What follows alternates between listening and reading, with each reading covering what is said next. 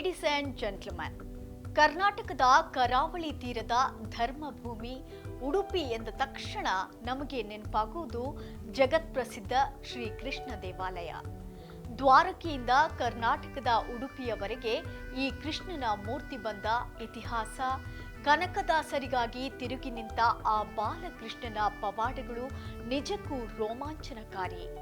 800 ವರ್ಷಗಳ ಸುದೀರ್ಘ ಇತಿಹಾಸ ಹೊಂದಿರುವ ಭಕ್ತಿ ಮತ್ತು ಪವಾಡಗಳ ಈ ಪವಿತ್ರ ಕ್ಷೇತ್ರದ ಮಹಿಮೆಯೇನು? ಎಸ್ ವೀಕ್ಷಕರೇ, ನೆಲ ಜಲ ಭಾಷೆಗಾಗಿ ಪ್ರಾಮಾಣಿಕ ಪತ್ರಿಕೋದ್ಯಮ.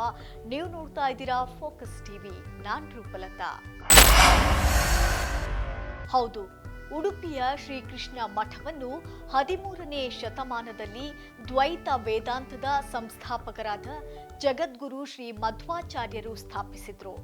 ಮಧ್ವಾಚಾರ್ಯರು ಒಮ್ಮೆ ಮಲ್ಪೆ ಸಮುದ್ರ ತೀರದಲ್ಲಿ ಧ್ಯಾನ ನಿರತರಾಗಿದ್ದಾಗ ಭೀಕರ ಬಿರುಗಾಳಿಗೆ ಸಿಲುಕಿದ್ದ ದ್ವಾರಕೆಯ ವ್ಯಾಪಾರಿ ಹಡಗೊಂದನ್ನ ತಮ್ಮ ದಿವ್ಯ ಶಕ್ತಿಯಿಂದ ರಕ್ಷಿಸುತ್ತಾರೆ. ಕೃತಜ್ಞತೆಯಾಗಿ ನಾವಿಕರು ನೀಡಿದ ಗೋಪಿ ಚಂದನದ ಮಣ್ಣಿನ ಹೆಂಟೆಯನ್ನ ಮಧ್ವಾಚಾರ್ಯರು ಸ್ಪರ್ಶಿಸಿದಾಗ ಅದರಿಂದ ಅದ್ಭುತವಾದ ಬಾಲಕೃಷ್ಣನ ವಿಗ್ರಹ ಪ್ರಕಟವಾಗುತ್ತದೆ. ಈ ಮೂರ್ತಿಯನ್ನು ದ್ವಾರಕೆಯಲ್ಲಿ ಸಾಕ್ಷಾತ್ ಶ್ರೀಕೃಷ್ಣನ ಪತ್ನಿ ರುಕ್ಮಿಣಿ ದೇವಿಯೇ ಆರಾಧಿಸುತ್ತಿದ್ದರಂತೆ. ಬೆಣ್ಣೆ ಕಡೆಯುವ ಕಡಗೋಲು ಮತ್ತು ಹಗ್ಗವನ್ನ ಹಿಡಿದಿರುವ ಈ ಮುದ್ದಾದ ಬಾಲಕೃಷ್ಣನ ವಿಗ್ರಹವನ್ನು ಮಧ್ವಾಚಾರ್ಯರು ಉಡುಪಿಯಲ್ಲಿ ತಂದು ಪ್ರತಿಷ್ಠಾಪಿಸಿದರು. ತುಳುನಾಡಿನ ಸಾಂಪ್ರದಾಯಿಕ ವಾಸ್ತುಶಿಲ್ಪ ಶೈಲಿಯಲ್ಲಿ ಮಠವನ್ನು ನಿರ್ಮಿಸಲಾಯಿತು. ಮಧ್ವಾಚಾರ್ಯರು ಕೃಷ್ಣನ ಪೂಜಾ ಕೈಂಕರ್ಯಗಳನ್ನ ಮುನ್ನಡೆಸಲು ಅಷ್ಟ ಮಠಗಳನ್ನ ಸ್ಥಾಪಿಸಿದ್ರು. ಪಲಿಮಾರು, ಅದಮಾರು, ಕೃಷ್ಣಾಪುರ, ಪುತ್ತಿಗೆ, ಶಿರೂರು, ಸೋದೆ, ಕಾಣಿಯೂರು ಮತ್ತು ಪೇಜಾವರ ಇವೇ ಆ ಅಷ್ಟ ಮಠಗಳು. ಪ್ರತಿ 2 ವರ್ಷಗಳಿಗೊಮ್ಮೆ ಒಂದು ಮಠದಿಂದ ಮತ್ತೊಂದು ಮಠಕ್ಕೆ ಆಡಳಿತ ಹಸ್ತಾಂತರವಾಗುವ ವಿಶಿಷ್ಟ ಪರ್ಯಾಯ ವ್ಯವಸ್ಥೆ ಕಳೆದ 800 ವರ್ಷಗಳಿಂದ ಇಂದಿಗೂ ಕೂಡ ಅವಿರತವಾಗಿ ನಡೆದುಕೊಂಡು ಬರ್ತಿದೆ.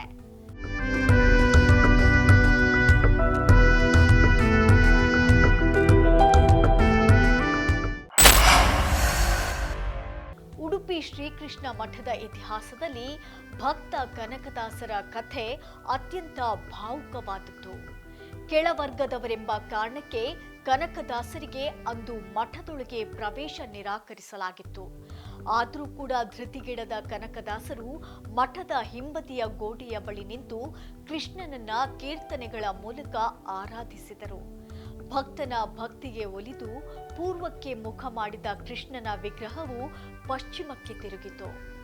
ಗೋಡೆಯಲ್ಲಿ ಬಿರುಕು ಮೂಡಿ ಕನಕದಾಸರಿಗೆ ದರ್ಶನ ನೀಡಿತು. ಭಾರತದ ಬಹುತೇಕ ದೇವಸ್ಥಾನಗಳಲ್ಲಿ ದೇವರು ಪೂರ್ವಕ್ಕೆ ಮುಖ ಮಾಡಿದರೆ ಉಡುಪಿಯಲ್ಲಿ ಮಾತ್ರ ಕೃಷ್ಣ ಪಶ್ಚಿಮಕ್ಕೆ ಮುಖ ಮಾಡಿದ್ದಾನೆ.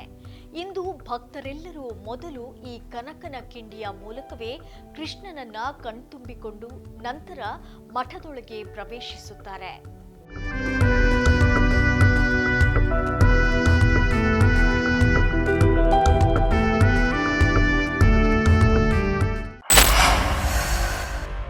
ಮಠದಲ್ಲಿ ದಿನನಿತ್ಯ 14 ರೀತಿಯ ಕಟ್ಟುನಿಟ್ಟಿನ ಪೂಜಾ ವಿಧಿವಿಧಾನಗಳು ನಡೆಯುತ್ತವೆ.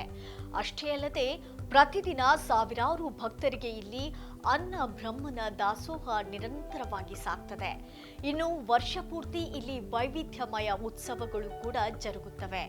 ವಿಶೇಷವಾಗಿ ಕೃಷ್ಣ ಜನ್ಮಾಷ್ಟಮಿ, ವಿಠಲ ಪಿಂಡಿ ಮತ್ತು ರಥೋತ್ಸವಗಳ ಸಂದರ್ಭದಲ್ಲಿ ದೇಶ ವಿದೇಶಗಳ ಲಕ್ಷಾಂತರ ಭಕ್ತರು ಉಡುಪಿಗೆ ಹರಿದು ಬರ್ತಾರೆ.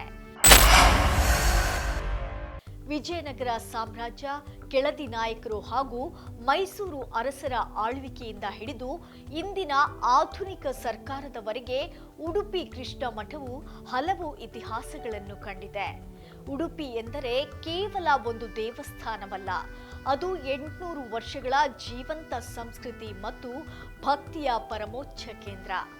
ದ್ವಾರಕೆಯಿಂದ ಬಂದ ಆ ಬಾಲಕೃಷ್ಣ ಇಂದಿಗೂ ಕೋಟ್ಯಾಂತರ ಭಕ್ತರ ಕಷ್ಟಗಳನ್ನ ಪರಿಹರಿಸುತ್ತಾ ಕರಾವಳಿಯ ಧರ್ಮಭೂಮಿಯಲ್ಲಿ ನೆಲೆಸಿದ್ದಾನೆ. ಇದಾಗಿತ್ತು ದೈವಿ ಸ್ಪೆಷಲ್. ನೆಲ ಜಲ ಭಾಷೆಗಾಗಿ ನೋಡ್ತಾ ಇರಿ ಫೋಕಸ್ ಟಿವಿ.